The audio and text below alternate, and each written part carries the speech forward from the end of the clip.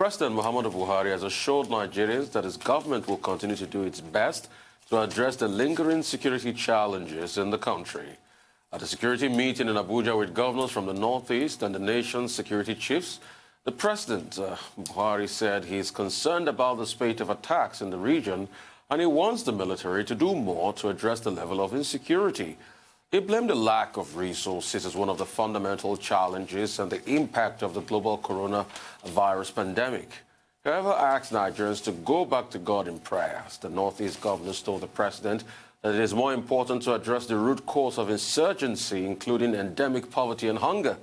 They asked the police to be well-equipped to address the security challenges. Adesua, you said something last week, and I'll quote you this morning.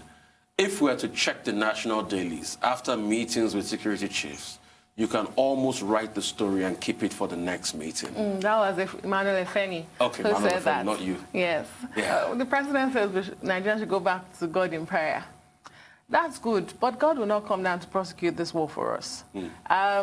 Increasingly, it will seem as if those dissenting voices from the front lines of this war, who, repeatedly have cried about being outgunned and outpowered by the insurgents, are being justified by the admittance by the President, who says, lean resources, are the reasons for why we are not able to win this war and prosecute it properly. I also hear coronavirus. Did we prosecute the war before coronavirus? I have no idea how coronavirus has, affected the prosecution of the war. So I'm not going to speak to that. Maybe the President or Dr. Apati understands better. But as regards lean resources, this has been the complaint from those at the front lines to say, we are outgunned, we are outpowered. The insurgents have far better resources than we do. And then you see the backlash from the military all the time against such dissenting voices is to say, oh, you're not submissive, you're not committed to fighting this war. But again, you look at the governors who have said there's an urgent need for help. This is a hydra-headed problem. You cannot fight it only by guns and boots. Can we also begin to look at providing jobs for the despondent youth in the region? Can we also make sure that the local economy is back on the grind? And let's get people busy so that we don't have this recruitment they are talking about. I mean, this is just admittance of failure, as far as I'm concerned. Dr. Abati, turning to God might be admittance of failure? The governors of the Northeast met with the President yesterday, and that's perfectly understandable. The governors in attendance were led by the governor of Borno State, Professor Babagana Zulum. Also in attendance were the governors of Adamawa, Taraba, Bauchi, and others from that particular zone. And I think we should underline the significance of that meeting. This was a case of the governors of the most troubled part of Nigeria in terms of security and economic development, meeting with the President, and more or less expressing their utter helplessness, their inability, their lack of capacity to be able to deal with the problem on their own, and also an expression, although they didn't put it like that, of the failure of the federal government to come to their rescue and address the issues. So technically, we could define that meeting as a cry for help to the President of Nigeria. And then they presented before the President a number of issues as follows. One of it was that they thought that, one, the de-radicalization, rehabilitation, and reintegration program of the federal government under the rubric of the Operation Safe Corridor that was initiated in 2016, they think it has not worked. They made it clear to the President that indeed the terrorists, they are even recruiting more people. So if you claim that you are de-radicalizing people, it has not made any difference in terms of the numbers. You may have taken out about 880 persons that you are not even sure of, but at the same time, the terrorists are recruiting more people. So the terrorists are getting stronger. And that in itself poses a threat to the survival of the people in that region. Two, they also called on the President that there will be a need, perhaps, for people who have been displaced, many of whom are internally displaced camps to be reinstated in their communities, for them to return to their communities so that they can engage in economic activities, so that life can begin to return to normal. Now, in his response, the president raised a number of issues. One newspaper this morning was saying that the president told them that, oh, the federal government has been inhumane. Otherwise, the federal government could have used the army to overrun the states. Now, I don't know what that means. Maybe he's the person who cast the headline that is being mischievous. And then he talked about God. As Adesua has pointed out, this is not about God. This is about the federal government doing what it needs to do. The president also says the federal government has done its best. Well, we have said it repeatedly, that best can be better. It's not good enough. Because at the end of the day, the ultimate objective is to ensure the safety of lives and property, not just in the Northeast, which is most affected, but across the entire country. Thank you so much for that. That's all on News Headline. We'll take a short break now. When we return, we'll have the trio of Rotus, Michael, and Aaron to give us updates on African and global business and COVID-19 pandemic. Stay with us.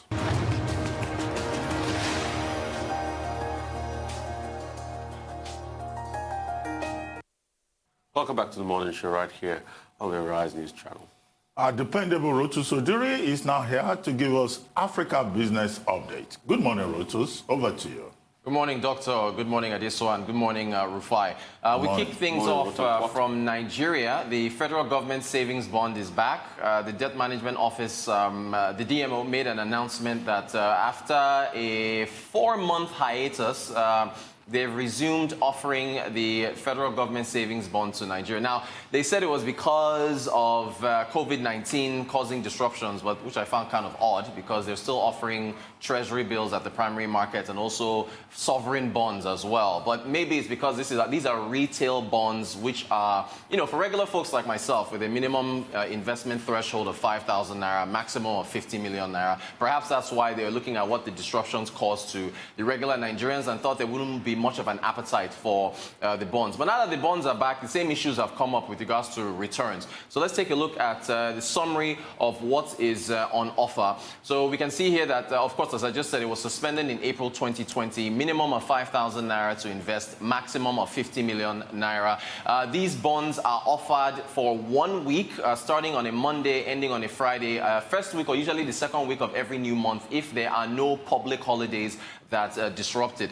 So there's two tenors, 2-year bond and a 2-year tenor and a 3-year tenor, and you get quarterly coupons. So your coupons and your interest rates are paid 4 times a year. So for this particular offer for August, the window opened yesterday and it closes on Friday. You have to reach out to your stockbroker in order to invest in the bond. They are backed by the full faith and credit of the Federal Republic of Nigeria. So they are I mean, you can't say risk, there's 0% risk, but I mean, at the last option, Nigeria will just print money to pay you back. So 3.61% for the 2-year bond. The 3-year is at 4.61% per annum. Now, the issue, though, is inflation. And the RRR is your real rate of return.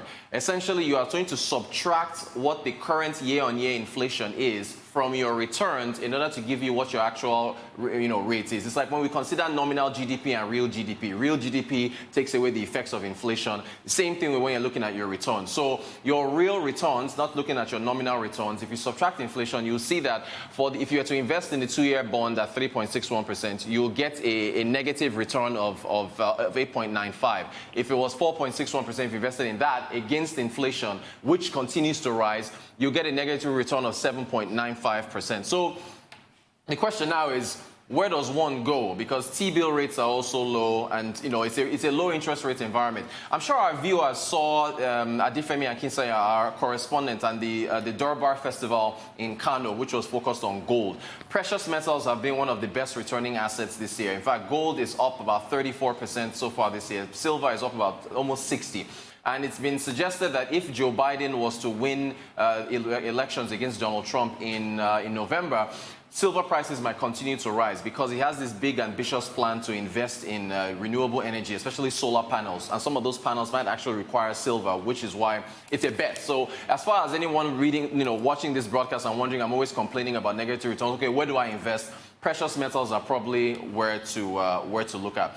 From Nigeria, we move on to South Africa. South Africa is conducting a trial for a digital census. This is their statistics department, the equivalent of the National Bureau of Statistics here in Nigeria, that is responsible for inflation, macroeconomic figures, macroeconomic data. So it's the South Africa Statistics Department that gives out all the data on inflation, GDP, and so on and so forth.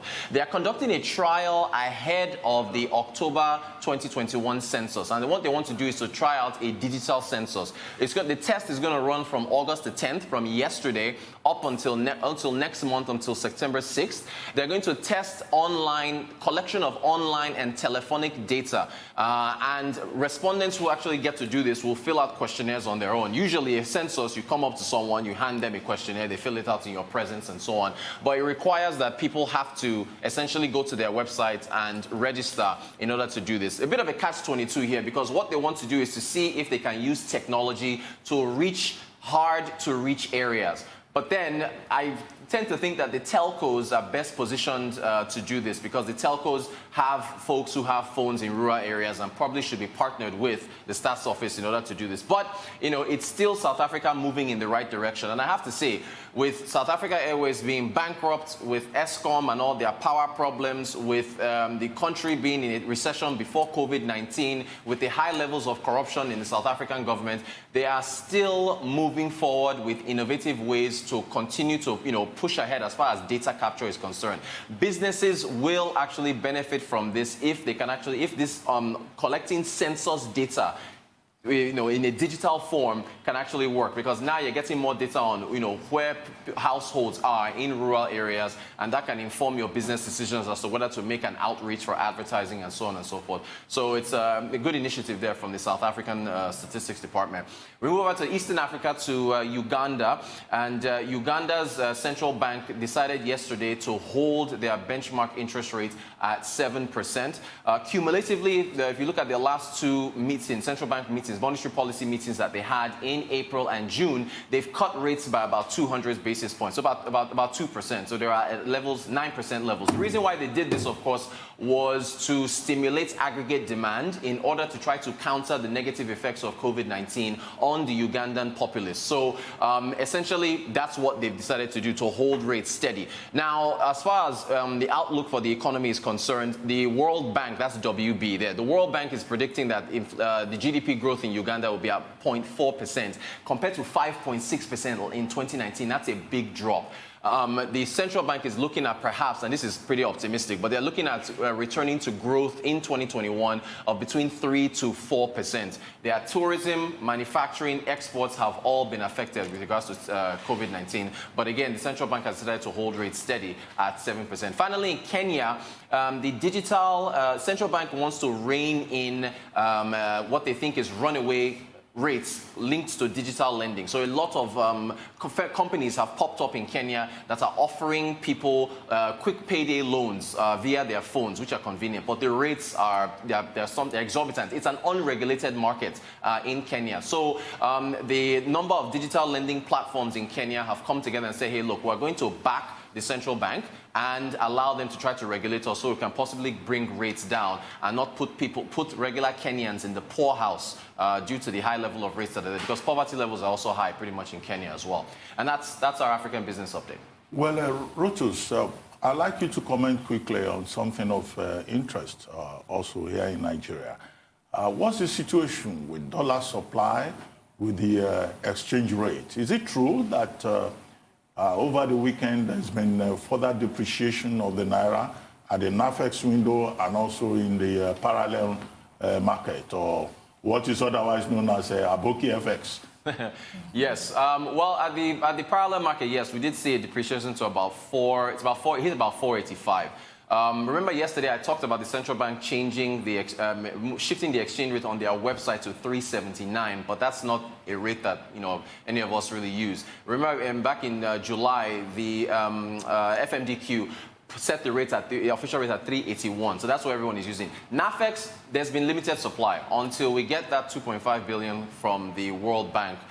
there's a liquidity strain right now. So that's the reason why, and as far as supply goes down, you're going to see increased demand for FX, and that will push the rates upwards. So right now, NAFEX, it's been at 388, but it's pushing towards 390 about right now. Well, thank you very much, Rochus Ojuru. Thank you. We'll join you again tomorrow morning. All right. Adesua, what's next? Yes, we're moving on to more business update from London. Michael Wilson is with us. Hello, Michael. Good morning. Good morning. Good morning, everybody. To Asia first, then, as usual, and it's South Korea and Hong Kong led gains for most of Asia as improving global move and signs in recent days. As we've said here, China's economy was getting going again, so that fueled optimism. Seoul shares up 1.7. Japan's Nikkei came back from its holiday, 1.7 up. Hang Seng bounced 2.2%. But has to be said, the underlying factors really are going to depend on a meeting, high-level meeting between US and China trade officials on Saturday, when they'll discuss the progress of the Phase 1 trade deal. So basically, just to recap what happened yesterday as far as the US markets are concerned, there was slightly more hope of this fiscal stimulus we've seem to have been talking about for a long, long time.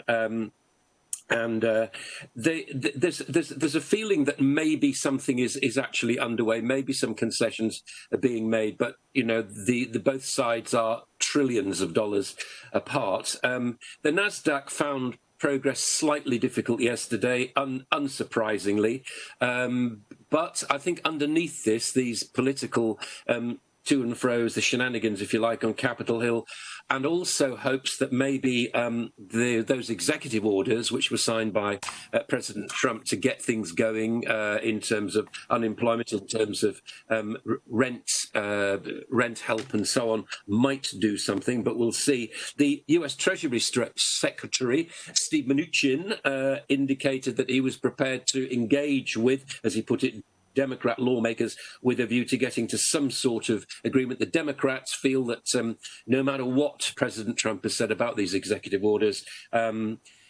lawyers will have to take a look at this, and we are still 100 days before this election. So we'll see markets edging higher to any kind of information about that looking positive. Markets in Europe, fairly quiet really yesterday, and it's, you know, the usual stuff. US China problems and so on. China, Beijing announcing sanctions against 2 Republican senators, particularly, and sanctioning Hong Kong leader Carrie Lam and other officials. So we're looking at a fairly cautious start, I think. Now, really in focus, if I can be domestic about this, are the UK employment figures, and they are just out. And they're not as bad as some people have thought, 3.9% as opposed to, this is the unemployment rate, of 4.2% in June, so from 3.9% in May. So in other words, it's actually fairly stable, quite honestly. But as I said yesterday, this is all complicated by the furlough scheme, because if you're actually furloughed, then you might be not working and not actually looking for work either.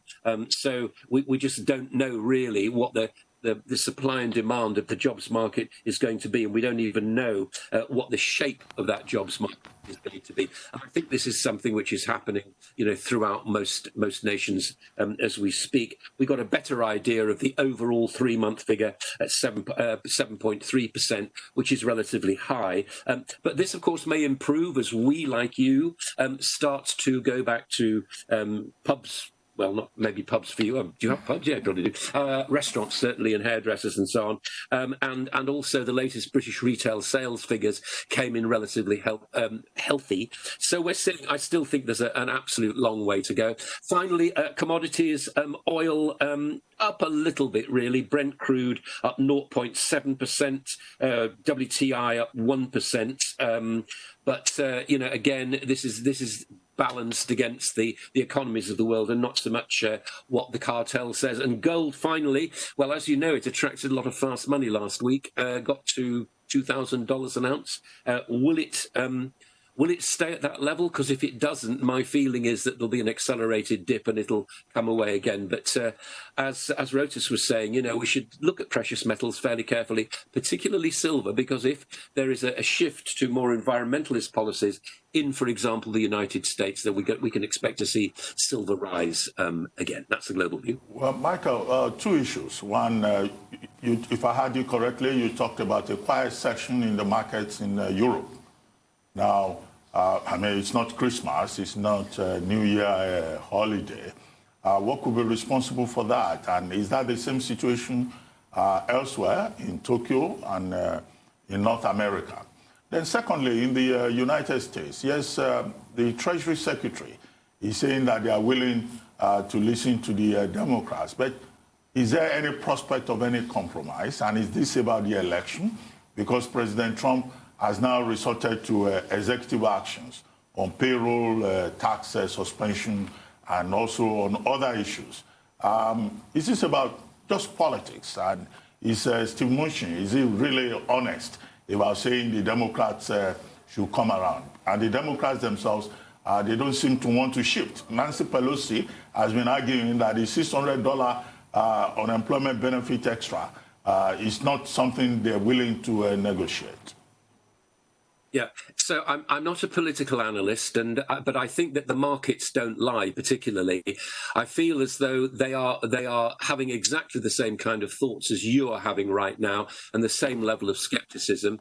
I think that it will take some positive. Something has to happen. I mean, it cannot go to an election with this spread between the two parties about the working population of the United States. That's the absolute bottom line. As I keep saying about this, that the reality of it is, where are those jobs going to be? Where is this support going to be? People are looking at this and saying, look, COVID-19 wasn't our fault. We haven't been bad at work. We haven't got lousy businesses. We have been caught by this, and we've had this lockdown, and it's unfortunate. Now, the government is helping us for the moment, but if the government walk, I don't believe they will. I think they will come to compromise. I think Steve Mnuchin is saying, keeping things bubbling, quite honestly, because if you're debating something and you're discussing something, you have to keep the momentum going. So again, I'm not a political analyst. I think there will be a solution to this, but I think it's probably still a few days away. And as I keep on saying, I don't think that either Republicans or Democrats want to go to their various voting constituencies and say, I wasn't in favour of helping you. I just don't think that's going to happen. Number two, as far as the markets are concerned, well, you remember last week, we were calling it a sort of buy anything week, weren't we, where the markets just went up and up and up. I feel as though there's a bit of a pullback here, and I do feel as though that the big thing is going to be, A, the stimulus deal, that'll help things, but also, B, I think this discussion between the top officials in the United States and China this coming weekend will set the tone for the markets as they go into the go into this third quarter of the year. Right. There've been some assertions. I think it was Trump. The signal was credited to Trump yesterday. He said because of his executive order, the Democrats are willing to come around the table. Anyway, Nancy Pelosi spoke against that yesterday on television. But is there any truth to that the Democrats are willing to come around after his executive order? Well, I can see what he means. That he's sort of putting his he's putting his toe in the water. In fact, he's putting a big barge pole in the water and mixing it around and saying, "This is what I'm prepared to do." I don't think that Nancy Pelosi particularly feels political pressure from Donald Trump. I mean, I'm guessing. I say I'm not a political analyst, but the markets don't seem to think that. What they're looking at is this belief that something somewhere along the line is going to happen. I think what we should maybe do, we won't, of course, but we should maybe do for the next couple of days is just turn all the media off and let them get on with it. And I guarantee you that in a couple of days it would all be back together again, and we'd all be looking at the stimulus plan, but that, of course, is not going to happen. So you get these comments as the discussions continue. It's been exactly the same with Brexit, quite honestly. Before I started talking to you 3 or 4 months ago, the discussions were apparently the most important thing. No, they weren't. The end result is the most important thing, as it is with this. So I think we should be careful about what we actually take. We should separate the news from the noise, is what I'm trying to say. Forget the noise for a moment if you can. Think about the news and think about when it's actually right. We're going to have a deal. That's the thing to look forward to. Well, hopefully they will be able to get a deal around what the price tag of the bill should be. The Democrats say they will go down by 1 trillion, but the Treasury Secretary is still insisting that that does not go far enough. And then this agreement over states and local governments and what the package should be. Thank you very much, Michael Wilson. We'll see you again tomorrow morning. Well, let's now get an update on the coronavirus pandemic, and Aaron Akurijola would help us with that. Good morning, Aaron. Do we have a vaccine now? Mostly hoping so. But in the meantime, we are actually looking at the numbers, and it's not really looking good. Things are actually rough, if you would ask me, concerning COVID-19 and how the world has reacted to this. At the moment, of course, we know it's a virus that actually thrives on close human contact. And the more we come together, the easier it is for it to spread. And the WHO, in their daily briefing yesterday, spoke about the fact that we need to come together, not physically, but bring all our resources together to be able to combat this virus. Now, looking at the figures, you get to see that we've actually passed the green milestone of 20 million. As a matter of fact, which is very fearful, understanding that it keeps growing exponentially. Understanding it took 67 days for the first reported case to reach the first 100,000, and it took 11 days for the second 100,000 cases to actually get that far. And it only just took 4 days for the third 100,000 cases to be reported. So we're seeing a rapid rise of COVID-19. As a matter of fact, if we now get into the graph that we do have, you'll find that at the moment, you see that it is not just only rising exponentially. We are seeing a major, if my director can actually help me with the graph there, we can actually see a major rise of COVID-19 across the, now, you can actually see it took another 38 days for the cases to move from 5 million to 10 million, and it just took 24 days for it to move from 10 million to 15 million. Now, moving to the next one, we are talking about with Greece actually entering into the second wave of COVID-19. Some others have been basking in that particular address for a while right now. The UK, during the April-May period, we saw a massive rise in the UK, Spain, France, Italy, and not forgetting Germany. And they thought they had flattened the curve. But right now, especially in the UK, which schools almost will be opening in September, and experts are saying that when schools open in September, they might fully enter the second wave. Talking about the UK, we've seen a massive rise in the number of cases in Spain, a second wave arising in Spain. All right, there are major fears. As a matter of fact, right now, mask wearing in France is almost mandatory, especially if you're going to shops. We're seeing also a massive rise in Italy, Belgium, and also Germany. Some of those places that we thought they had handled COVID-19. One thing is certain, like Michael Ryan of the WHO has said, that as soon as you lift the lid of COVID-19, you open restrictions, you begin to see cases rise again, which is very, very fearful, understanding how things play out. But now let's go into Africa. Africa, on the other hand, also, we've been seeing the rise of COVID-19, and certainly the number actually states that at the moment we also crossed the 1 million mark in terms of number of cases of COVID-19. Now, moving to my next graph, I actually illustrates one thing that says that even though the number is actually high, the mortality rate is actually low. And experts have actually attributed it to 3 key reasons. One of them being that people are a lot younger when you look at the median age in Africa, and certainly COVID-19 ravages more the older age than the younger ones. And also another key thing is that coronaviruses may be more common in terms of provision. And one thing is certain, we've seen health problems common with richer countries, and such things like illnesses like obesity and type 2 diabetes are not as prevalent in Africa as it is in the UK, in the US, and maybe the major part of Europe. And those are some of the reasons why they are saying that the mortality rate in Africa is pretty low. If they can go back to the African graph there, being provided by the Africa CDC, we can actually find that you can look at the number of deaths there. At the moment, 23,582. Aside the Oceania region, Africa still has the lowest,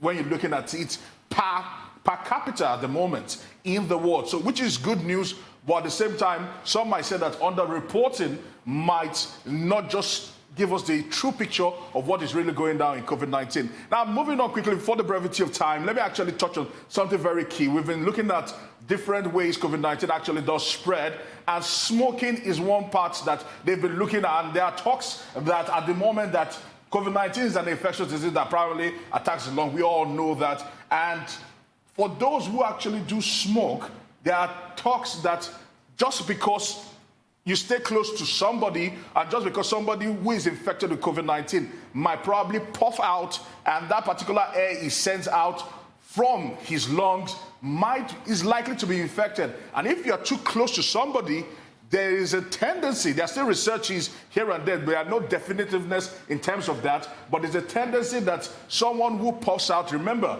respiratory puffing out can actually spread COVID-19. That has been settled. Then if somebody puffs out smoke, the tendency to actually contract it from the puff is very, very high. And they say to people that if you're around people that are smoking, if you can smell the nicotine, then ensure that you stay far away from the person. That is a sign that you might be at risk, because we don't know who and who has it, with people being asymptomatic. Now, moving on to the next slide, it actually even helps explain it. The WHO have been speaking about how to prevent this and smokes and the rest of them. And it is very integral that for people out there, COVID-19 is actually real. And for younger people right now who actually do smoke, certainly they say that for those that have been, they found out that for those that have been hospitalized, the tendency for COVID-19 to really ravage them is higher if you are a smoker as against that. If they can help me with the slide so that we are not just speaking out here, but we're actually basing it on authority there. The number of smoke, for those that actually do smoke, the tendency for it to be higher is that than for those who do not smoke. Well, Aaron. Yeah. Well, I like your comment on one story that is in the front page of This Day Today, which is the report that some airlines, including Lufthansa, KLM, British Airways, with the exception of Turkish Airlines, they are demanding that travelers from Nigeria should have COVID-19 test certificates, and that test must have been conducted within 72 hours. Before the time of travel. And you know that the Nigerian government has also been talking about the possibility of reopening the airports for international flights before October. Now, considering the fact that here in Nigeria, testing is a major challenge, now, would that not pose a major stress point for Nigerians who may want to travel abroad whenever international flights are are allowed? And that testing at the moment, we still stand at, we're just above 300,000 at the moment. There are still talks about trying to improve the capacity of testing, but that has never come to fruition, and it's not a reality at the moment. And if we are over 20 million or 200 million in Nigeria, and just over 300,000 have been tested, then the question is, for those who want to fly, how soon do you think you even get this test? And there will be talks that there have been major delays between when you get tested and when results do actually come in. A lot of improvement needs to be done in the area of testing. We've not even gotten as far as saying tracing right now. Okay. That's step 2, but testing, first of all, is very key. When everybody knows that they've been tested, you can really ascertain your position and also your status, whether you have had it or probably you do not have it, and you need to take more precaution.